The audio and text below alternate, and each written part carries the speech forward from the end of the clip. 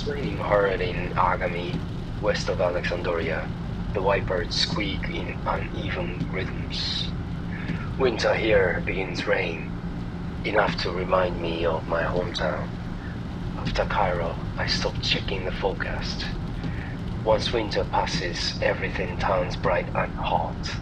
Your body learns the weather before your phone does. 4 days in Cairo felt light.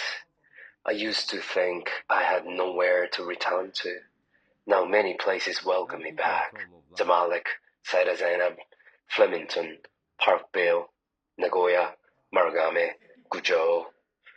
Not houses, not beds, but air, sound, people. Buildings are rebuilt, people move on, culture shifts with them. When this feeling disappears, what takes with it? Maybe this is love for something we can't hold. That's why names are dangerous. Good or bad, us or them. Muslim, Buddhist, Japanese, Azerbaijani. Choose one, as if love ever worked that way.